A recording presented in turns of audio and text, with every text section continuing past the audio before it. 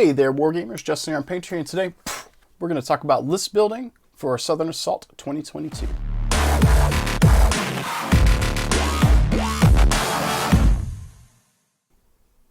Welcome you guys back to the channel. Thank you for tuning in. I want to take a moment to do a video that talks about my list that I played at Southern Assault, what my thought processes were, trials, tribulations, and things that I went through. So first and foremost, let's get the list up here. Get a little zoom in action so you guys can see what we got. So of the stuff we got, relevant things, 375 was the list. Dave Alsiger was the guy who was helping vet lists, and he noticed that I initially was running 2 of the same dasher, and I had to change that. I misread the packet, and I thought I could have 2 of any unit. It is 2 of any non-mech, and if you take a mech, you can have 2 of the same chassis, but they have to be different variants. So I had to adjust my list, and initially I was running this Fire Moth, the E. I was running 2 copies of that initially. We had to come in and adjust that, and I had to switch one to a P, which meant that my list points had to change a little bit, but this Fire Moth P is actually a little bit better. In particular, the 30-inch move. That's huge. Point difference isn't much. You'll notice my skill is bad, but the point difference isn't much. That's 16 points versus 12. The move, 4-inch move, but that 4 inches is very helpful because a lot of people assume it's 26. That 4 inches gets you. And then we had a 2 damage on the standard, right? For 4 points more, I gain 4 move, and I double my damage at short. I lose 1 point at medium, but whatever. Honestly, forgot that the other one had medium range. So that was our light mechs that I used for harassing the enemy and getting behind them.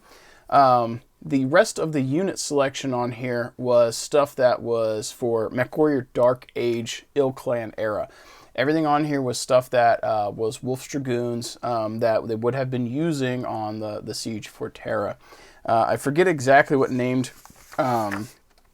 pilots are in what, but I know Morata Kerensky's cruising around in the Dominator, and one of the named dudes is cruising around in a Tundra Wolf. I don't know if it's Brubaker or not, but he's cruising around in a Tundra Wolf. And then the Stormwolf is a new mini, and I just wanted to paint one. It's very cool. So looking at the list here, some of the things that I wanted to do. So last year, I'm a big fan of having models to move. I like having material on the table when I build a list. So last year I fielded 10 mechs, 2 infantry. So 2 stars. I would have fielded a full trinary if I was allowed to field 5 of the same infantry. I was running elementals. They were worse than this in my opinion. I wasn't allowed to field duplicates. I didn't want to be cheeky and bring different variants of the same battle armor. If I had thought about it, I could have, and then I would have had 15 models. My skills would have suffered, but 15 models is 15 models. So last year I fared better. I think I went 6-0, but my margin of victory was low, so I didn't place as high based on the win-loss. But that being said, I feel like I did better last year because I had more models to move and score. This year I had 8 mechs, 2 infantry. The mechs were better than last year, but because it's an elite force, I had less to score with. So for list building for next year, if I'm going for fluff and painting, I still might do something like this because that matters more to me. If I'm trying to be fluffy and attempt to be a bit more competitive, I might bring some different elements because I found in this event the players who brought infantry and transports had much more versatility for the scenarios. So first and foremost, this guy, I ran 2 of them. I was able to field them at skill 5. Were they both at skill 5? Yep. All right, so I was able to field them at skill 5. And this was probably one of the MVPs, right? They're 13 points, so more points than my Fire Moth. They have 3 times the HP as the Fire Moth. They have mechanized, so they can ride on stuff, and stealth. Stealth's a big deal. And then 3 damage at medium, 3 damage at short. So you could drop them off in some woods. You can reach out to 24 inches if they're on the midfield, so they cannot be ignored. They are foot speed, so they don't move fast. They don't have jump. Their TMM is 0, but remember, with this infantry, they're battle armor, so they're always assumed to be +1 to hit. And then they have stealth, and because they're battle armor, their stealth also applies at short range. So at short range, they're +2, medium range +2, at long range they're +3. because of the stealth. The stealth for battle armor is 1, 1, 2, and then because of battle armor, they get 1 always. Dave Alsker also recommended that perhaps next time I consider trying to park them in woods, that would put me at a 4 to hit them, which is pretty brutal, and they're cheap. So if you hit them, it sucks for me, but also you have to invest material to get by the TMM effectively to deal with them, and you might not one-shot them. Also, I messed up here. I thought they had 6 life. They have 4. They have double the life of a Fire Moth. My mistake. So I'm rocking 2 of those for my reach out and harass on the rear, or objective scorers, deniers. I've got a standard Fire Moth. This is pretty standard fare, 26-inch move, 4 TMM. You'll notice that the skill is really bad. It's a 7. I had to do this to be able to get points to bring in the other mechs that I wanted to field, so I had to do that to shave points. My other philosophy is that while I would prefer to have a 6 or a 5 on these, the points goes up and I couldn't do it.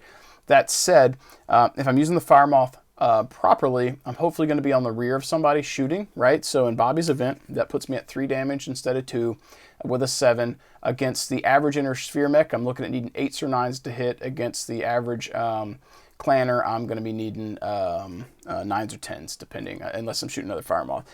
That's a little rough. Against Inner Sphere on the rear, not too bad, but getting the extra dice, that's pretty useful.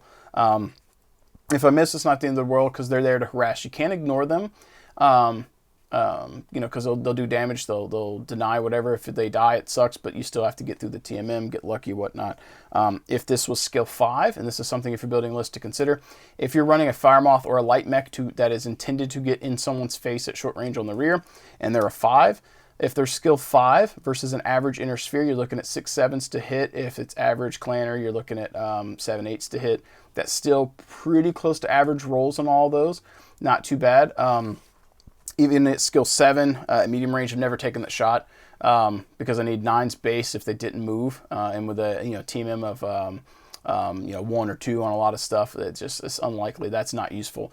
If I'm running the Fire Moth, for me, I'm usually planning to be hiding on an objective or in your rear arc at short range, at which point I can afford to have my skill be a little bit higher, right?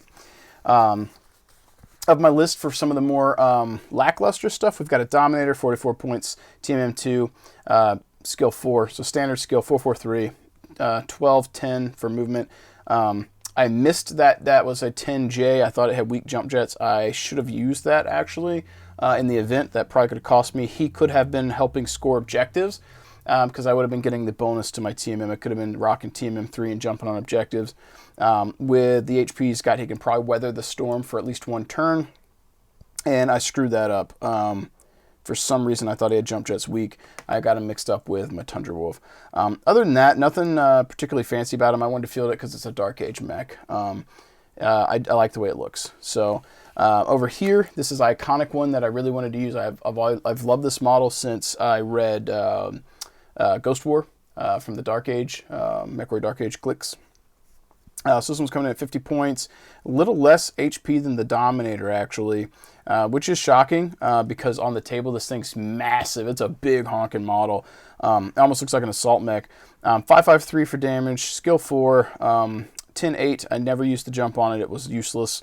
There are opportunities, or there would be instances where jumping over terrain to get out of line of sight would be helpful. That just never came up in the games with this one. Again, it was a miscalculation by mixing up the Dominator, thinking I had jump jets weak. The big deal on this one is it has OV4 and OVL.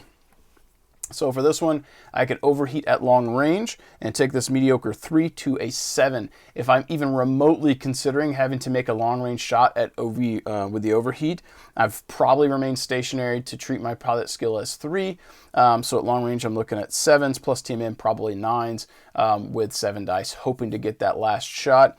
I had 1 or 2 games where I overheated with this thing, and it's usually when it's about to go down, and at medium range, rocking OV4, so 9, skill 3. I think there was one game where I was stationary with it when I did that, so skill 3, being stationary with 9 damage is pretty brutal. But the OV4 with OVL is brutal. I actually think I overheated with it twice in one game, because there was one game I overheated for 3. And the next turn I was stationary, overheated for 4, knowing it was going to shut itself down and then die anyway. Why not, right? That one was a pretty nice model. I like it because it's iconic Battletech, or not Battletech, Dark Age. The model's a little derpy, but I own 3 of them across different factions. So coming in here for the meat and potatoes, the damage dealers for the list, we're going to start with the lower of the 3. We've got a Savage Wolf, 53 points, Team M2, 10 move, 553, OV1. I only used that, I think, once. Rear 2 didn't come up much.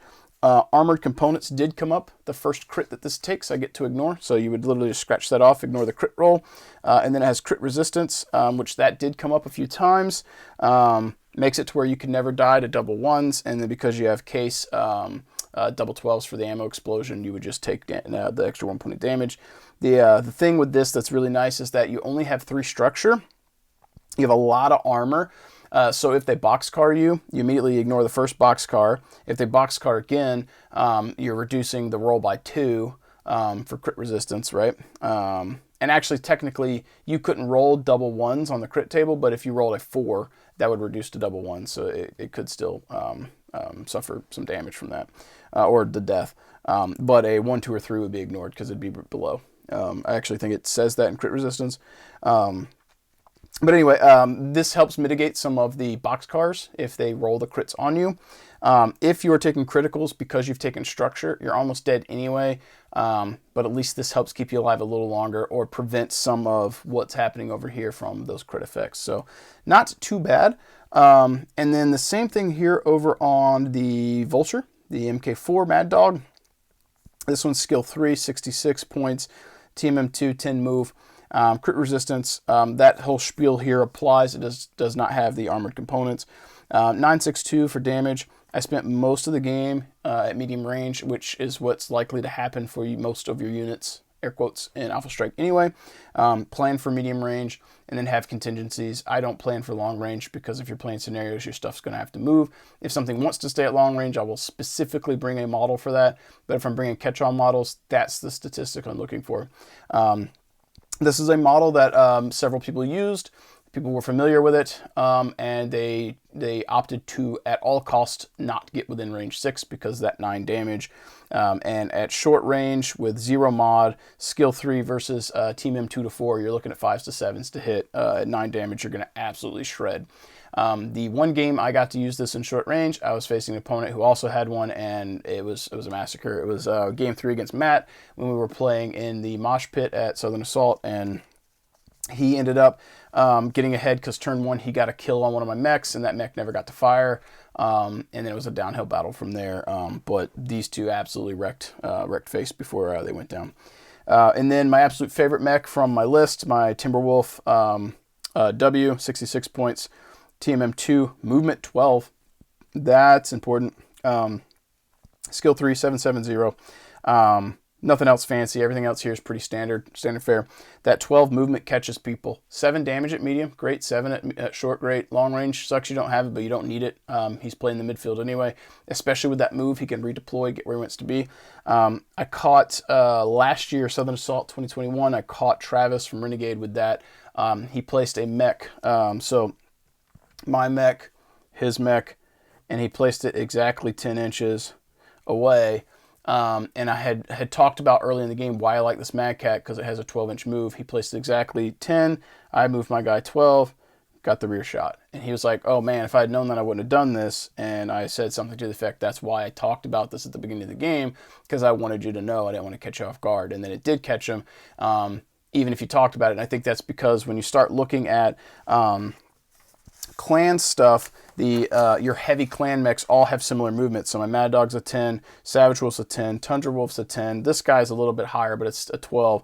And then obviously the fast stuff's fast, but like a standard Mad Dog, the standard one, not the Dark Age one, it's a 10. Loki Hellbringers, 10s, unless they have jumps or special stuff. So like that is particularly different, and I really like that on that mech. And then finally, for my last mech, I brought a Stormwolf. It's a little bit expensive, but the thing that I like on him, 18 moves pretty good. The jump jet weak sucks. Skill 4 was fine. Damage is okay. I mean, none of the variants for the Stormwolf do particularly a lot of damage.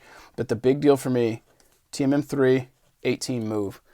So he can run for 24, which if your games are mostly in the midfield anyway, you deploy 8 inches, you have an 18-inch move. After turn 1 or 2, or after turn 1, like he can pretty much sprint and get probably where he wants to be if he needs to.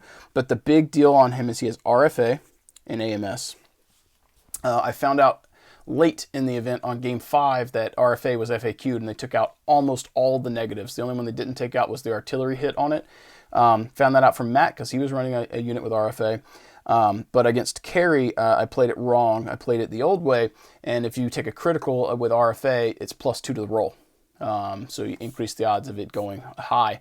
But they took that out. I didn't know. She did that, nuked it. But the big deal is RFA, Reflective Armor, and AMS. And what Reflective Armor does is if you get hit by anything with E&E, it halves the damage. So if a mech with 6 damage shoots at you, and they do 4 of the 6, it's 2, right? That's brutal. And if they are shooting at you with non-E&E, it reduces by 1 point of damage always. 1 point of damage every time. And with that TMM 3 at medium range, you're looking at +5 or whatever people are rolling. He was just tanking so much. He was usually weathering 1 turn of fire and would be about half dead. And then I've usually gotten an objective point from that, and then I could run him back to the mid or backfield to play close fire support for the rest of my forces and save him from death. Does it always work? No, but was it effective in this one? Pretty well. The other thing that's interesting is that he has AMS and RFA. This didn't come up often, but RFA states that if it's a non-energy weapon, it always reduces 1 point of damage to a minimum of 1. Always. AMS, if they have indirect LRM, SRM, anything with missiles, you would reduce 1 point of damage. And then because you have RFA, you'd reduce another point of damage. So if somebody with IF, LRM, or SRM shoots at him and they do 3 points of damage, -1 for AMS, -1 for RFA, 1 point of damage. That's brutal. That's absolutely brutal. So that's like an archer with indirect fire 3, hits with all 3, and you just go, nope, nope, nope. So he is fragile. It is a lot of points, but I found that those two combined, that was very helpful, very helpful. So I was worried he was going to be, and it be my Achilles heel, so to speak, and he wasn't. He was very good. If I had to change stuff going into next year, if I played the same army, which is unlikely, I think I might play a custom Merc Force next year. If I did, I think the Dominator's up on the list to get rotated out. I also like playing with more material, so I'm toying with the idea of maybe rotating into a Lance of mechs and then some tanks and support stuff, so I'm not sure. But I really liked the Fire Moth with the 30-inch move. Again, that extra 6 inch or 4 inches was helpful. I love the Timberwolf. I could take or leave the Mad Dog. It's a good mech. But aesthetically speaking, it's there because it needs. I wanted the Dark Age thing for the fluff and my painted entry for Southern Assault. I could take or leave him visually. Savage Wolf, I think, is pretty awesome looking, and the Tundra Wolf is just got a special place in my heart. So, but that was my list from Nova. I think that on Bobby's scale of 1 to 20, 20 being pushover, 1 being ultra competitive, I think that if I was being scored by somebody, it would be somewhere between a 9 and 11.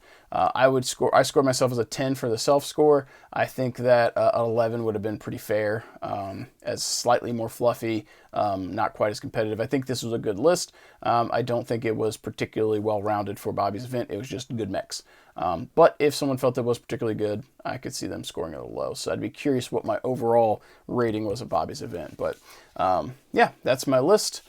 From Southern Assault. That's kind of what went into it, my experience of playing those. If you were at Southern Assault, I encourage you to sound off in the comments below. Let me know how your list went. Let me know what you think of mine. If you weren't there and you just have some thoughts or some insights or maybe learned something from this, sound off. Let me know what you think. Let me know what units you use. Or if there's any abilities you saw here that you also use on different mechs, what mechs are those? I'd like to know because I don't see RFA on a lot of stuff, so I'd be curious. Or if there's a new mechanic or special ability you find on mechs that is useful that I don't know about, sound off. Matt LeBaron, guy I played in game 5, he's running a Mad Cat Mark II. And it's the only mech I found that has this ability. It's basically like some nanites or something like that, where as long as it has armor left, it regenerates 2 armor every turn until all of its armor is stripped. So you have to focus it down. If you don't, regenerate its armor. That's wild. I've never seen it. So it's those little niche things that are cool. And in our game, he was up front and told me about it because he didn't want it to catch me off guard, which I think is fair. I did the same thing with the Stormwolf. But if you have things like that you use, some niche things unit-wise that have cool abilities, sound off. Let me know. With that being said, thank you guys for tuning in. As always, hit that like and subscribe button. But I've rambled on long enough today. It's time for me to go. As always, keep painting those models, keep rolling those dice, and I'll catch you guys next time.